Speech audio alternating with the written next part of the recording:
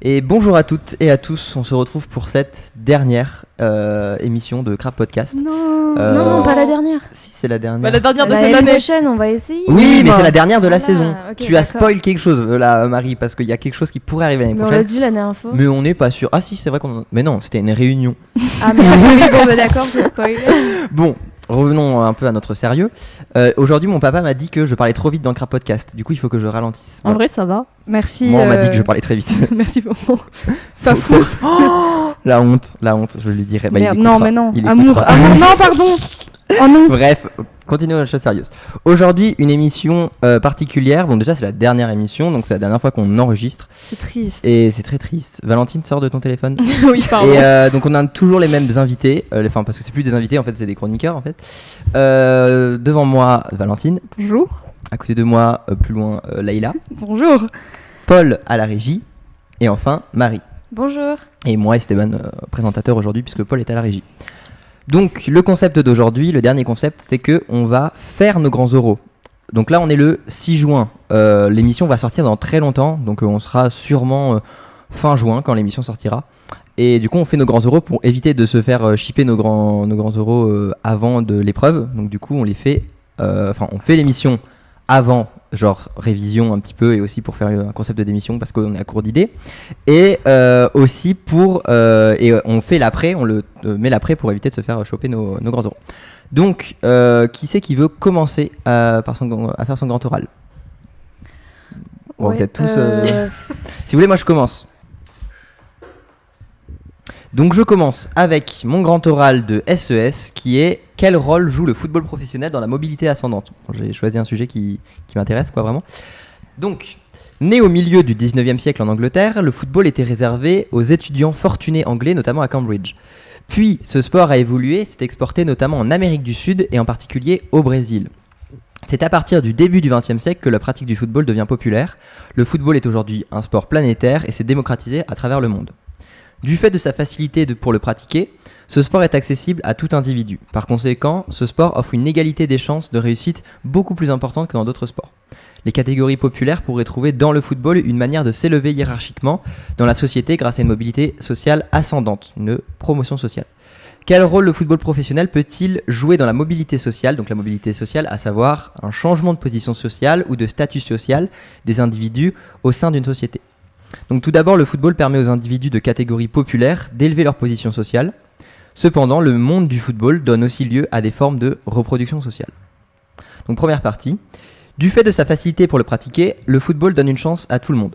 Par conséquent, le monde du football est propice aux trajectoires improbables, théorie du sociologue Pierre Bourdieu correspondant à un parcours individuel s'écartant du parcours le plus représenté selon la catégorie sociale donnée.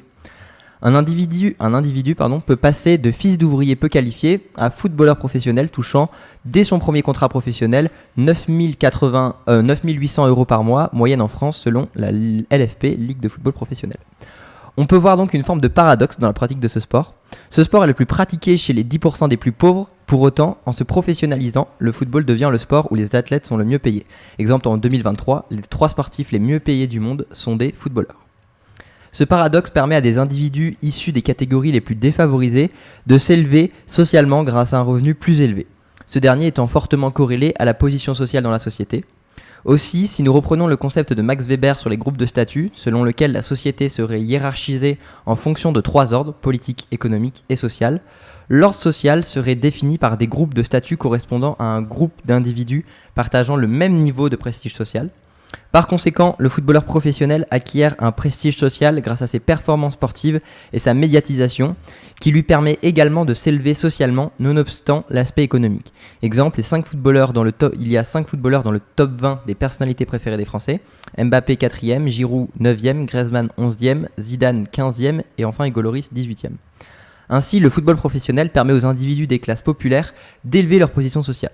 Il existe donc des exemples dans le monde du football de trajectoires improbables, théorie du sociologue Bourdieu donc des exemples comme la légende du football élu meilleur athlète du XXe siècle, Pelé, et lui est issu des quartiers défavorisés du nord de Rio de Janeiro. Son parcours est une trajectoire improbable puisqu'il passe de fils d'ouvrier non qualifié à cadre et profession intellectuelle supérieure. C'est donc la PCS des footballeurs professionnels. Il existe d'autres exemples comme Diego Armando Maradona, issu de la banlieue de Buenos Aires, Zinedine Zidane de la Castellane, quartier défavorisé de Marseille, ou encore Antonio Rüdiger, issu d'un quartier populaire de Berlin. Le paradoxe qui existe dans la pratique du football se caractérise ainsi par ces trajectoires improbables. Donc il existe effectivement des exemples de footballeurs professionnels étant issus de milieux populaires et qui sont désignés comme des trajectoires improbables. Cependant, après que ces individus issus de classes populaires soient devenus footballeurs, on assiste à un phénomène de reproduction sociale, à savoir une situation d'immobilité sociale dans laquelle l'individu occupe la même position sociale que ses parents. L'exemple le plus connu est donc celui de la famille Thuram. Lilian Thuram est un footballeur international français des années 90 au début des années 2000. Ce dernier a 2 fils qui sont aujourd'hui des footballeurs professionnels en la personne de Marcus Thuram ayant même participé à la Coupe du Monde 2022, ainsi que Kefren Thuram évoluant à Nice. Outre leur prédisposition génétique, les fils et filles de footballeurs jouiraient entre autres de l'importance accrue des voies de formation officielles, donc à savoir un centre de formation pour ensuite intégrer le monde du foot professionnel. Donc c'est ces formations officielles qu'il faut intégrer de plus en plus jeunes. Donc ça, c'est ce que relève le sociologue du sport Frédéric Razera, auteur des Footballeurs au travail, donc son livre. Nous assistons donc à un exemple de reproduction sociale. Néanmoins, cette théorie est à remettre en question. En effet, la part des footballeurs qui sont issus d'une famille de footballeurs reste minime. En 2021, sur 636 joueurs, seuls 49 entrent dans la classification de fils de footballeurs, soit 7,7%. En 2004-2005, ils étaient à peine moins, 31 sur 555, soit 5,59%. En effet, la part de reproduction sociale dans le football reste similaire à celle des autres sports. Par exemple, dans le monde du rugby, la part des fils de rugbyman est également autour de 5 à 6%. À titre de comparaison, la part de fils de professeurs qui deviennent professeurs est beaucoup plus importante. On explique cette reproduction sociale plus faible dans le football que dans le professorat selon plusieurs facteurs. Premièrement, le football est une branche professionnelle extrêmement sélective. Il est donc très difficile pour n'importe qui d'accéder à une professionnalisation de ce sport. En effet, selon certains témoignages de fils de footballeurs, ces derniers dénoncent une pression plus grande sur leur performance que sur celle des autres joueurs. En outre, ces derniers ont la sensation de devoir prouver 2 fois plus que les autres pour pouvoir être reconnus. Le poids du nom du père est lourd à porter car les observateurs du football s'attendent à un niveau de performance équivalent à leurs ancêtres. Conclusion. Le football permet à des individus de classe populaire de s'élever socialement grâce aux importants revenus promis aux footballeurs et à la médiatisation de ce sport. Nous observons ainsi un nombre important de trajectoires improbables. Cependant, la reproduction sociale existe dans le monde du football. Lorsqu'un individu devient footballeur, on peut observer que leurs enfants, dans certains cas, peuvent aussi devenir footballeurs. Mais comme on l'a vu, ces exemples sont isolés. Donc moi j'ai une petite question pour toi. Tu disais que dans le classement des sportifs les mieux payés, les 3 premiers c'était des footballeurs. C'est qui ces 3 footballeurs ? Ces 3 footballeurs, ce sont donc en premier Cristiano Ronaldo, en deuxième Lionel Messi et en troisième Kylian Mbappé. Neymar n'est pas dans le classement, je sais pas pourquoi, mais il est pas dans le top 3. Peut-être juste 4ème. Non, parce que sinon parce que je crois que j'ai regardé le classement et j'ai pris le chiffre qui m'intéressait en me disant si je fais le top 3 et du coup le top 3 c'est des footballeurs. Okay. Je crois que Neymar doit être top 6, top 7 et après il doit y avoir 4ème LeBron James, oui, Tiger c'est peut-être pour Woods, ça aussi, ouais. Et beaucoup de mecs de Formule 1. En fait, je vais dire un secret, mais en même temps je m'en fous parce que le grand oral sera passé après. Les footballeurs, si on prend une moyenne, ils sont moins bien payés que les pilotes de Formule 1. Les pilotes de Formule 1 en moyenne, mais vu que les pilotes de Formule 1 ils sont 20, les footballeurs professionnels ils sont 7 milliards, 250 000. Bref. Et du coup, c'est sûr que en moyenne, les pilotes de Formule 1 sont mieux payés en fait. Voilà. C'était la petite info du jour. Qui veut faire son grand oral maintenant ?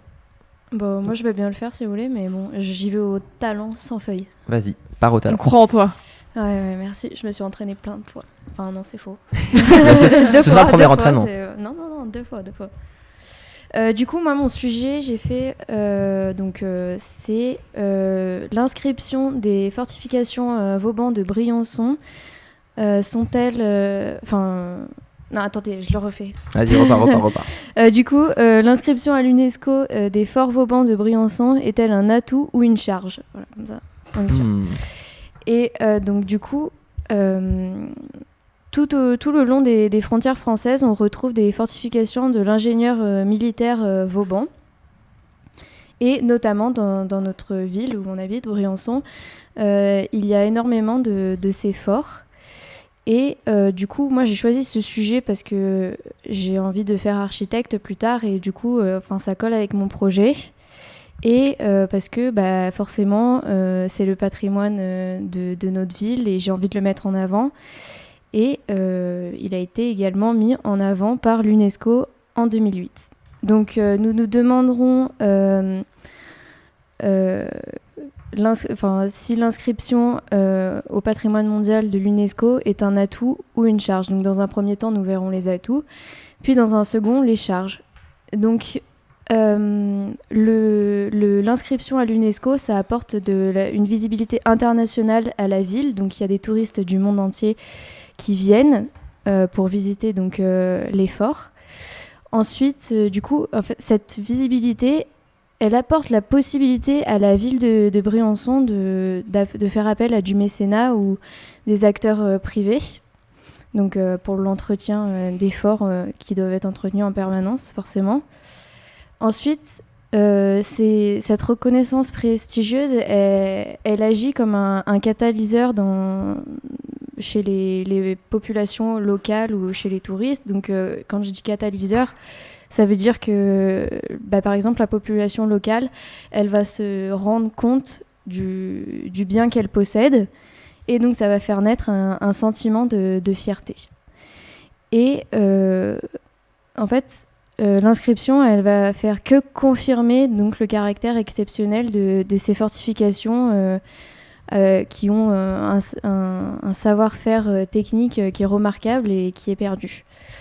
Donc les touristes du monde, ils font vivre aussi notamment l'économie locale, car les commerçants, du coup, ils travaillent grâce à ce tourisme. Et donc, on a notamment les offices de tourisme qui peuvent profiter de cet apport de touristes pour faire découvrir de nouvelles choses et diversifier l'offre, ne pas rester sur une offre qui est que hivernale, car on a une station de ski très connue chez nous. Donc voilà, on se diversifie dans une offre culturelle, hivernale et montagnarde.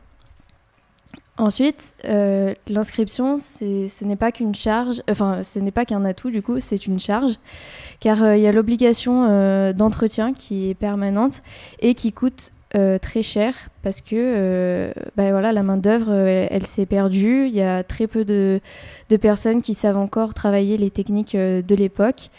Et en fait, la ville, elle est obligée de mettre en place un entretien permanent, parce que sinon, elle risque de perdre le label. Donc ça coûte de l'argent, il faut trouver les moyens. Donc on fait appel à du mécénat et des acteurs privés, donc le loto du patrimoine par exemple. Et donc en fait, les bénéfices du tourisme, ils sont pas suffisants pour la rénovation. Du coup, ça pose problème et il faut trouver des solutions. Donc les solutions, elles peuvent être apportées, donc, comme je disais tout à l'heure, par les offices de tourisme.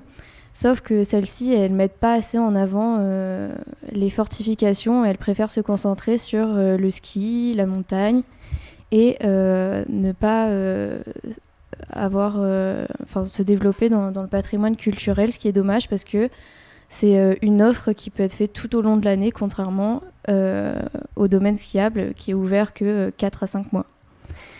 Donc voilà, l'inscription au patrimoine mondial de l'UNESCO, donc il apporte bien sûr des atouts des touristes du monde entier, mais également des charges, donc ça pose des contraintes et ça demande à la ville des efforts pour se réorganiser et pour pouvoir garder son label.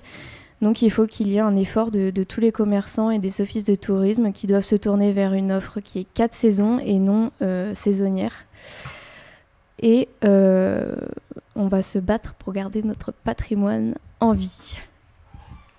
Moi, j'aurais une petite question. Quand tu disais que ça coûtait de l'argent d'entretenir le patrimoine, est-ce que tu as un chiffre, histoire d'avoir un peu un ordre de grandeur Du coup, la restauration, ça se compte en millions, parce que du coup, voilà, le savoir-faire, il est perdu. Et il y a aussi beaucoup de vols dans les forts. Il y a des gens qui pillent les pierres pour les mettre chez eux. Ok. Sérieux? Mais c'est même pas stylé. Mieux que ce soit sur l'édifice que de ramener une pierre chez toi. Ouais. Mais je vais vous dire, même mon voisin, il a construit toute sa maison grâce au fort des fortifications. C'est une blague? Oh, c'est horrible, Non, c'est pas une blague. horrible. Mais vraiment, il a récupéré même des canons et tout. Hein. D'accord. Dieu. Mais sa maison, c'est un château fort. Ouais, c'est vraiment. Le mec a créé un petit château fort. Non, mais vraiment, quand on Clairement. voit, c'est un château fort minuscule. Et il a pillé les pierres des forts. Faut aller le voler lui après. Est-ce que ce serait pas au tour de Valentine? D'accord. Je te posais la question, je voulais pas t'harceler. D'accord. Vas-y, lance-toi. Donc moi, mon sujet d'oral, c'est quel impact ont eu les évolutions techniques du cinéma et de la télévision sur la circulation de la connaissance. Donc le 28 décembre 1895 a lieu la première séance publique et payante du cinématographe Lumière. Depuis cette date, le cinéma il a pas cessé d'évoluer, il a permis de toucher un public plus large et donc de permettre une circulation plus importante de connaissances. Et donc la connaissance, elle se définit comme un fait de nature scientifique et véridique qu'un individu peut acquérir via l'apprentissage. Et ça désigne plus largement tous les domaines où s'applique l'activité d'apprendre. Et du coup, la circulation de la connaissance, elle peut se faire à travers, par exemple, le développement de la culture, donc un ensemble d'aspects intellectuels et artistiques d'une civilisation. Et on peut donc se demander quel impact les évolutions techniques cinématographiques et télévisuelles ont eu sur la diffusion de cette connaissance. Donc depuis 1895, le seul moyen d'accéder à des œuvres cinématographiques, c'était d'aller dans des salles. C'était diffusé généralement dans les music-halls et les foires de Paris, Berlin, Londres, New York, enfin que des grandes villes. Et le cinéma, vers cette époque, il connaît un grand succès. Et vers 1905, il y a près de 20% de la population américaine qui se rendait chaque semaine au cinéma. Les films diffusés à cette époque, c'est encore des scénettes, des petites pièces comiques avec peu de personnages. Et les principales connaissances qu'on doit au cinéma de cette époque, c'est des connaissances scientifiques sur la capture et la projection d'images en mouvement, sur la stabilité des pellicules, mais c'est pas quelque chose qui circule dans le grand public, ça reste un public de passionnés, de scientifiques. Vers le début des années 1910, le cinéma il s'oriente vers des plus grandes productions, il adapte des scènes de la Bible, de la littérature, il fait tourner des personnalités comme Sarah Bernhardt. Et du coup, il devient ainsi un peu un vecteur de connaissances religieuses avec des films comme La Nativité de Louis Feuillade. Et du coup, il a un peu l'ambition de s'adresser à un public plus éduqué et il commence réellement à devenir une réelle industrie avec l'un des principaux enjeux qui reste économique, d'engranger des sous. Et la fin des années 50, elle marque l'apogée de la fréquentation des salles françaises, mais c'est également l'arrivée de la télévision. Le nombre de récepteurs de télévision présents dans les foyers français est multiplié par 30 en 16 ans, c'est énorme. La télévision attire parce qu'elle donne l'illusion de faire rentrer les jeux, le sport, les spectacles, l'information directement chez soi. Et du coup, ça permet un peu de faire rentrer la culture chez soi et donc de toucher de plus en plus de public. Et ça permet un peu d'avancer dans la constitution d'une société égalitaire parce que ça permet de développer l'accès à la connaissance dans des zones plus reculées qui n'avaient pas ou peu d'accès à ces connaissances-là avant. Par exemple, en allant au cinéma, c'était peut-être des petits villages où il n'y avait pas de salle de cinéma. Du coup, ça a permis ça. Et selon un professeur de lettres, en 1953, la société elle vit un âge cinématographique et les élèves ils sont imprégnés du cinéma. On peut donc voir de nombreux articles dans divers magazines qui invitent les professeurs à utiliser les films, à s'équiper de téléviseurs, à montrer des documentaires à leurs élèves pour développer l'agriculture et apporter une nouvelle vision des connaissances étudiées. Il y a une critique qui est apportée aux films de cette époque, c'est que ces reprises d'œuvres, ça peut dénaturer l'œuvre originale, par exemple les reprises d'œuvres littéraires. Ça pourrait même se substituer au texte où on prendrait le film en tant qu'œuvre seule, mais on oublierait l'œuvre dont elle est tirée. Comme par exemple un peu les James Bond, on a tendance à oublier que c'est un livre avant.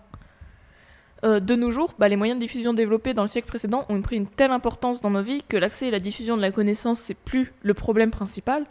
Le problème principal auquel on doit faire face aujourd'hui, c'est la véracité et l'objectivité des connaissances qui circulent.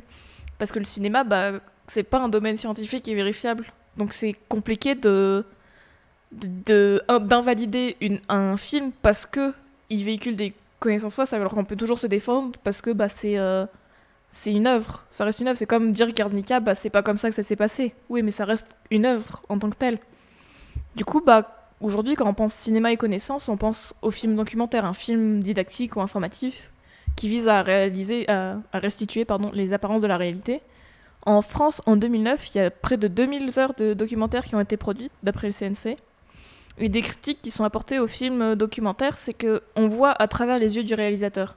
C'est-à-dire que la connaissance que le réalisateur veut transmettre, il peut en faire ce qu'il veut parce qu'on voit à travers ses yeux. Donc par exemple, récemment sur Arte, il y a eu un documentaire qui est des vaccins et des hommes, qui est donc sorti récemment sur Arte, et qui a posé problème parce qu'il véhiculait des idées anti-vax, un peu complotistes, et qui manipulait la parole de certains scientifiques qui avaient été interviewés pour leur faire dire des choses qu'ils n'avaient pas dit contre le vaccin.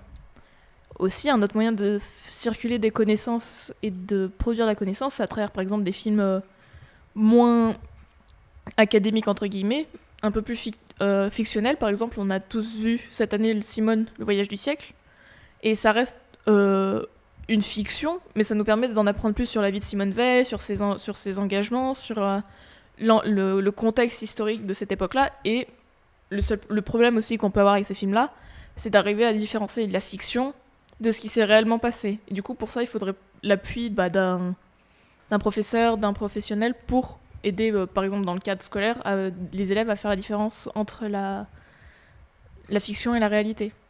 Et ainsi, les moyens techniques qui ont été développés au fil des ans ont d'abord été inventés par intérêt économique, puis dans le but de toucher un public qui possédait une certaine connaissance. L'arrivée de la télévision a démocratisé l'accès à ces connaissances et le développement de programmes culturels. Aujourd'hui, l'accès à la connaissance, c'est plus un problème. On a quasiment tous des téléphones, des télés ou au moins un cinéma. Mais il faudra trouver des moyens, s'adapter pour trouver des moyens de connaître, de vérifier les informations qui circulent. Et du coup, l'audiovisuel est utilisé pour produire des connaissances nouvelles et aussi produire un nouveau mode sensible d'acquisition de connaissances. Félicitations. Ah oui, on félicite. Juste, moi, ce qui m'a fait rire à un moment, c'est que t'as dit on a tous au moins un téléphone et un cinéma pour toi, soit tout seul. J'étais là. Non. Hiérarchiquement, je pense qu'on a le téléphone avant le cinéma privé. Enfin bon, sinon, moi j'ai déjà. C'est combien de ça? 6 minutes. Ah oui, c'est un peu long. Moi j'ai déjà écouté, il est très bien. Moi, il me plaît très bien. Mais c'est sûr qu'il faut. Mieux qu'on a GGSP. Oui, t'es plus à Ma l'aise. conclusion n'est pas partir que de poisson. C'est sûr. On a GGSP, c'est vrai que j'étais dans ce moment de solitude où j'étais là. Je suis le seul à savoir que c'est fini, mais personne ne veut me suivre à applaudir. Personne n'a compris. Non, il y a personne qui t'a applaudi. Non, mais elle a fait sa conclusion du genre. Et du coup, le football. Et moi, du coup, j'avais un peu le fil du truc. Du coup, j'étais là. Bon, je crois que c'est fini. Du coup, je t'ai fait un signe de tête en mode ouais, et moi, du coup, j'étais là. Bah oui, mais si je lance tout seul, tout le monde va me regarder. On va Moi, je l'ai comprendre. fait le dur. Si personne applaudissait la personne, la Ah, pauvre. c'est Du coup, j'ai fait vas-y, ça va, on y va. Ouais. Des questions. C'est Moi, très j'en clair ai en pas. tout cas. Ouais. Donc, on en a fini des grands euros. On a passé nos 3 grands euros. Paul l'a déjà fait 600 fois, donc bon, déjà il fuit. Et en plus, il l'a déjà fait 600 fois, donc du coup, il veut plus le faire. Voilà. Et Laïla, toi, tu peux pas le faire non plus. Non, parce que je pense que pour un podcast, c'est un peu moins intéressant mon sujet que les vôtres. En tout cas, les vôtres étaient très intéressants, bravo. Après, je sais pas comment ça va rendre non plus en podcast nos grands euros, Oui, mais on pourquoi verra. pas tester aussi. Mais oui, voilà. Donc. Non mais surtout, j'ai une mi-panique. Ouais. Moi aussi, ça m'a fait On explique la scène parce on rappelle qu'on est en crabe et pas en télé. Valentine a pris son MacBook et l'a mis en l'air très fort et du coup j'ai eu peur. Ouais, j'ai un Je peu me suis dit, sursauté. elle l'a acheté. J'ai juste posé. Oui, tu m'as fait peur. Donc, on va faire un petit tour de table pour dire chacun ses résultats, enfin pas ses résultats Parcoursup du genre moi j'ai été pris là, refusé là, en liste d'attente là, mais genre dire un petit peu quelle est la suite pour chacun. Parce que du coup, chacun va aller autre part. À part avec Valentine, on va aller au même endroit. Mais Pour l'instant, c'est ça. Pour l'instant, c'est ça. Donc moi je commence. Moi du coup l'année prochaine je vais à Avignon. J'ai accepté mon vœu ce matin. Et du coup je pars à Avignon en prépa Sciences Po pour retenter le concours à la reconquête de Sciences Po saison 2. Ok, c'est génial. C'est une prépa Sciences Po, c'est un peu comme ce que tu faisais cette année, mais du coup c'était concentré que sur ça pendant un an. Ouais, c'est ça. Et puis c'est pas en ligne et c'est en cours, c'est dans un lycée, au lycée Mistral de Avignon. Ouais, ça c'est cool. Et du coup je fais une année et je prépare le concours. Ok, Donc, voilà. est-ce que c'est beaucoup de cours, ou tu vas avoir aussi beaucoup de temps libre? Parce que je me dis que cette année en fait t'avais pas beaucoup de cours de prépa. C'était pas, oui les cours de prépa en fait c'est pas vraiment une prépa que j'ai fait ici, c'était plus oui, je sais que je l'ai vraiment fait quasiment, enfin ouais, c'est vraiment tout seul, enfin j'ai préparé le concours quasiment tout seul, enfin avec Valentine, Valentine a testé aussi, qui a préparé le concours. Et du coup non ouais c'est une année de prépa, on va dire que c'est moins énervé que pour les maths et les lettres, mais c'est comme je pense que ça va quand même être une année assez costaud, mais ça va, franchement ça ira. Valentine? Moi pour l'instant je pars à Avignon aussi en licence de administration économique et sociale, donc AES, et pour l'instant c'est ça. Après j'hésite peut-être avec une classe prépa à Annecy, mais la prépa ça me fait peur, donc prépa ciné, prépa lettres option ciné. Ouf, ah oui, prépa lettres, ça me fait peur. Oui, et le fait que tu faisais ça comme type d'études, c'est parce que du coup pour le concours Sciences Po c'est mort pour nous. Non, pas pour Sciences Po, mais pour Cinéfabrique. À la Pour les Cinéfabrique, Cinéfabriques, j'ai pas passé le premier tour, donc je Ouais. retenterai Ok, l'année ok. prochaine aussi. Cinéfabrique. Ah ok, d'accord, tu comptes Je compte reprendre ça. retenter jusqu'à ce que j'ai 26 ans et qu'ils me disent vas-y, tu peux plus Ok, passer ok. le concours. Ça m'étonne que tu me dises ça, Ah. parce que je savais pas que tu reprenais pas le cinéma l'année prochaine À directement. 26 ans, tu passes tu peux obligé. plus. Ouais. Ah, tu peux plus. Je croyais que tu pouvais y aller de force. Tu peux y aller tranquille. Ok, d'accord. Et Bon, bah. t'as 8 ans pour y arriver, quoi. Oui. Oui, C'est pas bah, mal. c'est largement Oui, je oui, crois. oui. Après, Tu es talentueux, si au donc, bout d'un certain temps ils me disent non, bon. Oui, ça va devenir un peu. Après, si tu t'entraînes avec l'âge, Ouais, ça puis il va y a voir. plusieurs Si c'est ton écoles rêve, aussi. Oui, je si c'est ton tenterai rêve, tu le feras. peut-être d'autres écoles de Ouais. cinéma à voir. Là, il a des 8. Eh bien, moi, je prends un parcours un peu de rébellion. Je ne continue pas mes études l'année prochaine. Je pars aux États-Unis faire jeune fille au père. Je sais pas encore trop où, mais je pars aux États-Unis normalement, si tout va bien. Enfin, en tout cas, je dis ça, mais j'ai déjà mon départ de prévu. Je sais juste Ah pas oui. où je vais. Puis voilà, je ne sais pas si je reprendrai des études l'année d'après, mais en tout cas. T'as déjà ton année j'ai- prochaine. Voilà, T'es exactement. déjà calé. Ça va être trop cool. Moi, je connais Ouais. quelqu'un qui a fait ça. Ouais. Vraiment, c'est génial. Ouais, je pense que ça va être cool. Puis j'en ai un peu besoin. Puis c'est Mm. aussi pour vous dire, les gars, s'il y en a qui nous écoutent, c'est pas grave. Vous allez pas rater des millions de choses si vous prenez une année. Ouais. Les études peuvent vous attendre juste un an. Ce Oui, que je on te a- souhaite, c'est vraiment d'être proche de ta famille parce que j'avais une fille au père et du coup, après, j'ai pu partir en Russie avec cette fille au père, visiter son pays. Ce serait trop chouette que tu Ouais. puisses faire ça avec la famille Ouais, dans ouais, laquelle ouais. t'atterris. Ouais, j'espère que je vais tomber sur une famille plutôt cool parce qu'il y a des familles qui prennent Ouais. les jeunes filles au père un peu pour des boniches. Et il y en a d'autres qui les prennent vraiment pour quelqu'un de la famille, donc faut juste bien choisir. Ouais. Je Je vais me vais débrouiller tomber, pour ouais, ça. sur. Ouais, Ouais. c'est sûr. Marie. Moi, et ben, du coup, l'année prochaine, je pars à Marseille en études d'architecture. Donc, Oh. ouais, je suis trop contente. J'ai été acceptée du premier coup. C'est l'école que tu voulais. Ouais, c'était un de mes premiers choix. Ok. Et puis, bah, celui avec qui j'hésitais, bah, j'étais pas très loin en liste d'attente, mais j'ai dit, Ouais, vas-y, je vais t'as à raison. Marseille. Ouais. Et ils m'ont accepté en premier, donc bon, allez. Trop bien. C'est un bon signe. Et Paul, je peux le dire de loin parce que je sais du Tu coup où veux il parler, va. Paul? Mais du coup, Paul, l'année prochaine, va en licence de droit et sciences politiques à Aix-en-Provence, si je dis pas de bêtises. Oui. Il est pas sûr. Il est même pas sûr. Mais Paul a été pris partout, du coup, il savait pas où aller, le Oh, pauvre. excuse-nous. On n'a pas tous les mêmes problèmes. Bravo, Paul. Et voilà. Il y a Jules aussi qui fait la même chose que Paul. Ah, Jules fait la même chose que Paul. Ouais. D'accord, vous allez vous Ouh. retrouver au même endroit, trop bien. Génial. Il y en a plein. Il y en a plein Et- qui ont fait Ouais, ça. ouais. Et je fais une petite recommandation culturelle, mais version orientation. Je recommande Cyprien Sarrazin, qui a été pris à Louis le Grand en prépa. Ah, il va En nous prépa faire une littéraire. recommandation. Il aime pas qu'on parle de ça. Bah ouais, mais moi je suis trop fier Il de a lui. été pris où? Oui, Il c'est a vrai. été Louis le Grand en prépa Oh, littéraire. waouh, ok. Et il bravo. était en Et- liste d'attente pour Henri IV aussi. Et oui, voilà. Et mais il a abandonné Henri IV. Bravo, Mais du coup, super. Louis le Grand, félicitations à lui. Et je fais aussi une petite dédicace aussi à une fille de ma classe, Selena, qui a été prise aussi en prépa lettres à Fénélon et qui est Wow, une très très bonne ok. école à Paris aussi. J'ai des filles dans ma classe qui ont été prises à Polytechnique aussi. Oh oui, c'est qui les. C'est Alice, Bénédent et Ninon. Ah oui, Néon Violent, ok. Si on commençait, je pense qu'on en connaît tous des gens qui Oui, ont oui, très c'est bien sûr. réussi. Mais Bah, on félicite tout le Clara monde. Philippe, Oui, voilà, ouais. on Clara félicite Philippe. tout le monde Oui. parce qu'il n'y a aucune filière qui est mieux que d'autres. C'est clair. Oui, voilà, et Et bravo à félicitations, tout le Marie. monde. Et Non, puis, mais faites faut le dire parce plaisir. que là, vous les. Oui, oui, les- mais c'est juste là, c'est quand même. Enfin, moi je trouve pour Cyprien et Paul, c'est quand même un truc assez exceptionnel parce que. On est à Briançon quand même. Ouais, et Oui. puis ils méritent vraiment leur travail et Ouais. tout ça, donc félicitations. Oui. Bravo à vous. Les meilleures voix, c'est celles où vous vous sentez le mieux. Merci Exactement. Marie d'avoir Marie, fait ça. chanson. Et il y a J'ai envie de aucun- garder ce mot de la fin. Il n'y a aucun souci à ne pas vouloir, à ne pas rester dans la même prépa plus tard. Si Oui, vous, oui, si oui, vous oui. changez de choix, il y a Si vous- toujours moyen de changer. Si vous... Pardon. T'inquiète. Si vous vous sentez pas bien là où vous êtes, vous faites durer jusqu'en décembre, mais si vraiment ça va pas, vous arrêtez, ça sert à rien de vous faire du mal. Voilà, il y J'ai a aucun j'ai souci. une autre belle phrase. On apprend de ses erreurs. Voilà, Merci, Marie, exactement. mais quelle Et puis, il n'y a pas une ligne droite Aujourd'hui, tracée eh dans le oui. sud. Marie, t'es pleine de phrases. Pleine de douceur et pleine de Le pr- sagesse. Appelez-moi s'il y a un problème. Le numéro de Marie, 06 41. Non. Bref, tout ça pour dire que on est tous très contents de nos choix, de nos résultats en tout cas. Ça Et annonce que- que de bonnes choses. Voilà, c'est un début et c'est pas, on va dire que même si vous faites un truc l'année prochaine qui vous dites bon, c'est peut-être pas le truc que je voulais exactement, faut se dire que c'est qu'une année. Voilà, Voilà. c'est une année dans une vie. Alors là, nous on en a passé que 17, enfin 18 et du coup on a l'impression que c'est chaque année compte, mais en vrai on est large. Et on est jeune. Et on est jeune, voilà. Sauf pour toi, Leïla, qui approche de la cinquantaine. quand même. Paul aussi, hein. Paul, t'as pas de micro. Et pour participer, En il plus, fallait il est prendre un micro. beaucoup aujourd'hui.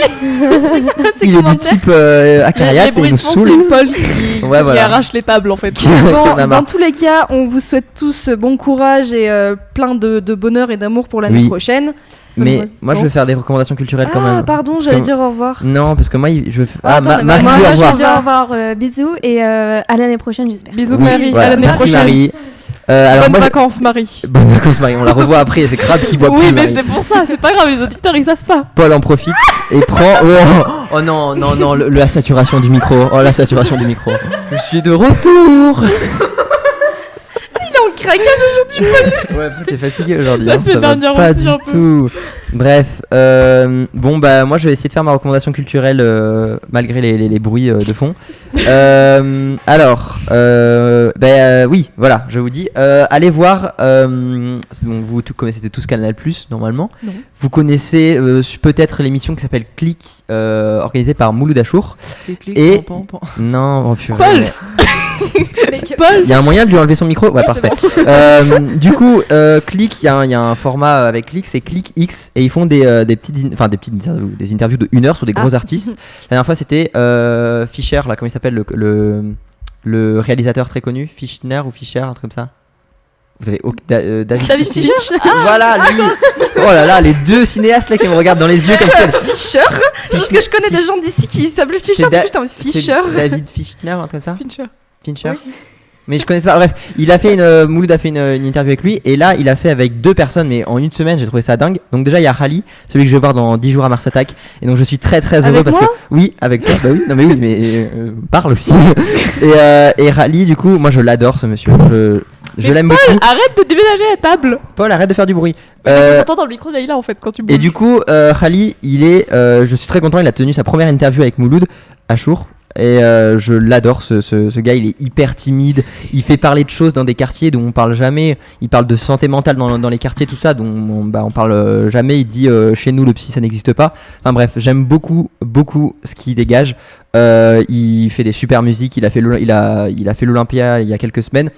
Il a fait la musique que j'aime beaucoup, c'est Entre Palmer et Parisou, cette musique elle est incroyable. Et bref, allez écouter son album qui s'appelle je me souviens plus. Ah, C'est merde. quoi ? Ah oui, il ne me ressemble pas non plus. Et il est. Enfin bref, je l'adore. Et Mouloud a fait une interview une semaine après avec qui ? Avec Ziak. Ziak, il a pas tenu une interview non plus, on sait pas qui c'est, on sait pas machin. Il a fait une interview d'1 heure. Et ce mec n'est pas si con en fait. Il est pas si bête que ça. Et j'aime bien vraiment comment il parle. Bref, ça c'est une petite recommandation. Et est-ce que j'en ai une dernière Non. Si, j'ai bien aimé Tosdi. Je connais rien de ce monsieur. Il a exactement sur Deezer 400 fans. Ouf. Je fais partie des 400 fans. Et j'adore sa vibe. Bah, épelle le nom peut-être du coup. Tosdi. Et bon, ouais, ça, du coup, c'est pas, c'est pas très compliqué. Et son EP, c'est 22 secondes. Parce qu'il y a un petit tarot apostrophe après. Arrête de faire du bruit, Paul. C'est casse-bombinette. Casse-bombinette. Bombinette. Léa, tu vas avoir 50 ans. Bref, Yes, bon, bidon. voilà, moi c'était mes recommandations culturelles. Allez voir des vidéos de Squeezie, il est pas très connu. Il fait des qui, super Squeezie vidéos. Non, c'est la dernière vidéo que j'ai vue de Squeezie, elle était super. Et voilà. Est-ce que vous avez d'autres recommandations culturelles ? Non, je pense que Non, c'est bon. c'est plutôt pas mal. Vous êtes tous Paul ok. qui n'en a pas, Avatar. T'as pas vu Avatar 4 ? Alors, j'ai vu des infos sur Avatar 4. Oh, il me saoule. Oh, le running gag de une merde. Vraiment, En tout cas, on espère qu'on reprendra le crabe avant que Avatar sorte. le prochain Avatar Effectivement. sorte. Bah, Ce sera le 3, je sais pas quand c'est qui sort. en 2024. Ok, bah on Ouais, en déjà, fera. du coup. On espère que du coup, on vous fait un petit. Ça sera peut-être un crabe flash forward. intercontinental. Un Oui, crabe ce serait intercontinental, chouette. ce serait sympa. En tout cas, le format de crabe sera forcément différent parce qu'on ne sera plus Ensemble. au lycée. Est-ce qu'on aura ensemble. on n'aura même pas des micros On n'aura bons pas au des début. micros, autant on fera ça à l'arrache, mais on vous tiendra au courant sur nos comptes Voilà, réseaux personnels. sociaux. Les réseaux Et sociaux. les réseaux sociaux. Et voilà, on vous dira, c'était donc la dernière émission ici des Ah, Krabitos. c'est triste. On vous dit Ça me fait un petit Quelle peu belle mal aventure, au ouais, cœur. ça me On- fait un Déjà, petit merci peu de au nous cœur. avoir écoutés, Merci de à votre tous nos fidélité, auditeurs. Merci pour À cette vos année. nombreux auditeurs. de nos chiffres qui ne faisaient que de croître. Et Non. Dans un sens. Non, parce que croître, c'est quand ça monte. Non, mais c'est ce qu'on dit, t'inquiète. On est aujourd'hui à 1200 auditeurs à la Non. sortie. On a passé, je crois, il y a pas longtemps, les 700 écoutes ou un truc comme ça. Bah, De merci souvenirs. les gars. Donc voilà, merci à tout le monde. Et bah là, la sonnerie nous dit de De partir. dégager. Et voilà. Ouais, en on plus, s- je dois aller au théâtre, moi. Et surtout que oui, il y a des gens qui m'attendent. Bref, Bisous on tout se le monde. dit tout le à l'année monde. prochaine. À l'année prochaine. Passez de bonnes Prochaine. vacances, profitez et bonnes vacances. au revoir. Bisous. Bisous.